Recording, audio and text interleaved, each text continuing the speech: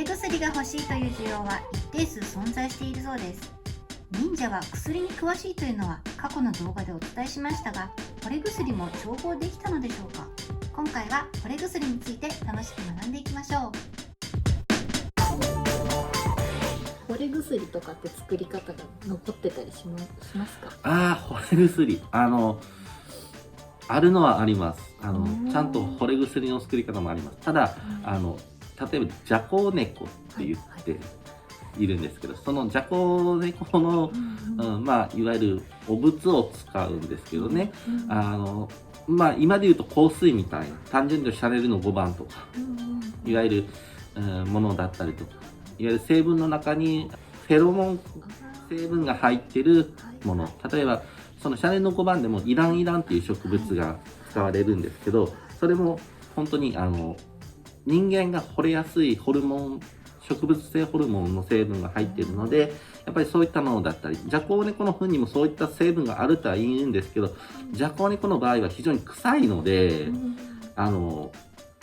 今はないと思います。昔はそれが信じられてたので、民間の間で。なので、その信じてるところに、やっぱり効能が出てたっていう、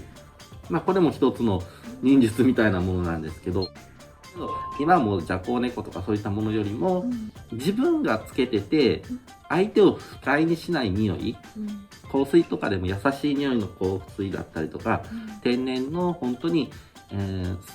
ハーブだったりとか、そういったものから抽出した香水とかっていうのがあるので、どちらかというと、もう本当に科学的に作ってる香水とかよりも、そういう天然系の素材、いわゆるオーガニックの、素材を使った、香水とかの方が、もしかしたら惚れ薬に近いような効能があるかもしれません。はい。惚れ薬ってどんなものかを辞書で調べました。相手に連母の情を起こさせるという薬、媚薬、イモリの黒焼きなどと書かれています。古い時代、惚れ薬の効果があるとされた食材はリンゴやザクロの他に、チーズや卵など栄養価の高い食材は強壮剤として用いられました。肝臓、カツラ、サトウキビなど糖分の取れる食材は強制薬として用いられたり、ナマコ、カキ、ニンニクなどは精のつく食品として効果があるとされました。漢方薬では鹿の角や朝鮮人参、変わったところではヒキガエルの粘液なども使われていたようです。忍術伝書に実際に記述されていた飛薬には残念ながら惚れ薬の調合についてはありませんでした。ただ植物の毒を使った毒薬の記述はあります。南泉集会には敵をうつけにするアホウ薬という大麻を使った毒薬がありました。これを使うと心神喪失や心停止になります。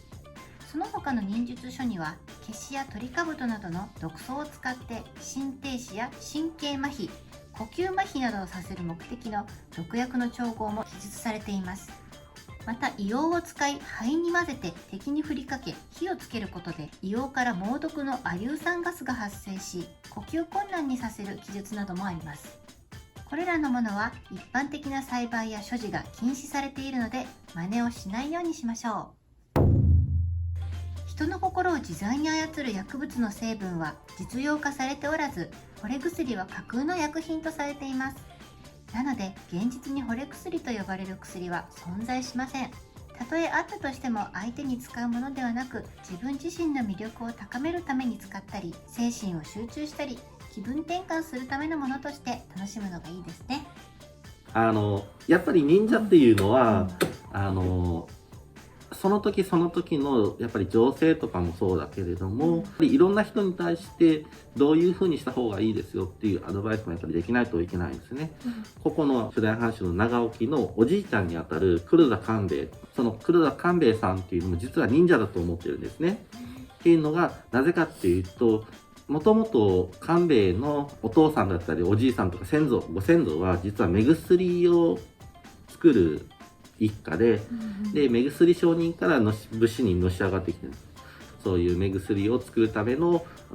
植物があるんですけど、そういったのを取りに行くときにやっぱりいろんな地域に行くのでいろんな情報を収集してくるんですよね。あそこの今城下はどうだったとか、あそこの山沿いのお城のところでは何か騒ぎがあったとか、なのでそういうふうなものからこう情報収集して、だから薬売りっていうのは基本的に忍者の一つだと自分は思ってるんですけど、やっぱりそういったところでそういった知識を得てる官兵衛さんっていうのはやっぱりいろんなところに行っていろんな地形を調べたりとかやってるので、そういったのも含めるとやっぱり官兵衛さんも忍者みたいな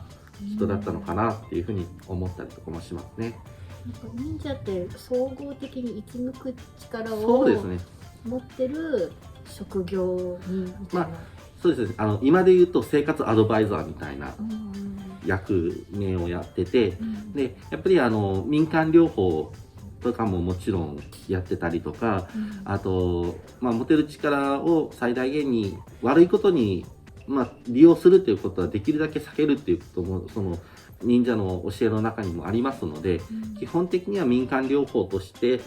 お薬を作ってあげて、それをもう貧しい人たちにもう本当に安い値段でいいお薬を分け与えたりとか、あとやっぱりいろんなところを巡るので、例えばなかなかできない野菜とかの作り方をいろんなところで学んできて、それを、自分たちのふるさとに持って帰ってきて学んだ知識をみんなで共有したりとか、そういった風にして自分たちの暮らしをいかに豊かに、するかっていうところもやっぱりその役目の一つだったと思いますね。いかに豊かに生きるかっていう実践してきたのが忍者なのかなって。そうですね。もう本当に今の世の中っていうのはもうお隣同士で誰が住んでるかわからないっていうことが言われてるんですけども、本当一昔前までは例えば近所の子供でも知らないおじさんが怒ってとかっていうのがあったように、忍者の世界でもやっぱり一人の人が、何人もの家族の子供たちを一緒に見てあげたりとか、遠くに偵察に行ってる間はやっぱり誰もいなくなるので、その間その人の家の畑を守ったりとか、みんなで協力し合って助け合うっていうことをやってたので、そういった文化っていうのがやっぱり今どんどんなくなってきているので、まさに本当に今見直すべき、そういう忍者の活動だったりとか暮らしだったりっていうのは再認識されていいのかなっていうふうに思いますね。今回のジャパニーズカルチャーは